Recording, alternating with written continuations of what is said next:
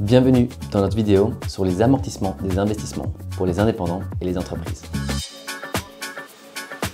Aujourd'hui, nous répondrons à toutes vos questions sur la dépréciation des actifs, que ce soit avec ou sans TVA, de manière linéaire ou dégressive.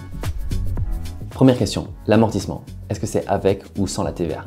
Comme vous savez, quand vous êtes indépendant, vous pouvez récupérer la TVA à travers votre déclaration de TVA. Si la TVA n'est pas déductible, elle sera rajoutée à la valeur nette hors TVA dans votre tableau d'amortissement. Le taux de dépréciation de la TVA non déductible sera le même que pour le reste de l'investissement. En revanche, les entreprises devront choisir si elles veulent amortir les coûts non déductibles et les autres frais supplémentaires de l'investissement en une seule fois ou au même taux que le reste de l'investissement, nécessairement de manière linéaire. La question qui revient souvent, quel est le montant minimum pour un amortissement? En règle générale, on amortit un investissement lorsque sa durée de vie est de plusieurs années et que vous avez payé une somme importante pour celui-ci. Par exemple, si vous décidez d'amortir une tablette qui vous a coûté 300 €, vous pouvez déjà le faire.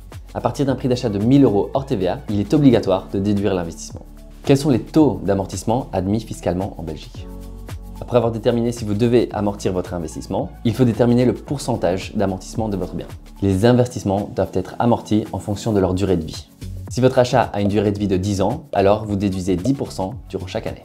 Dernièrement, faut-il un amortissement linéaire ou dégressif? En termes concrets, cela signifie que vous amortissez votre investissement du même pourcentage chaque année ou d'un pourcentage plus élevé au début de sa vie et moins élevé à la fin de sa durée de vie. Pour les entreprises, seul l'amortissement linéaire est possible depuis le 1er janvier 2020. En effet, l'amortissement dégressif pour les entreprises a été supprimé. Par contre, vous, travailleurs indépendants, pouvez encore amortir de façon dégressive. Cela vous permet de raccourcir la période d'amortissement. Merci d'avoir regardé et à la prochaine.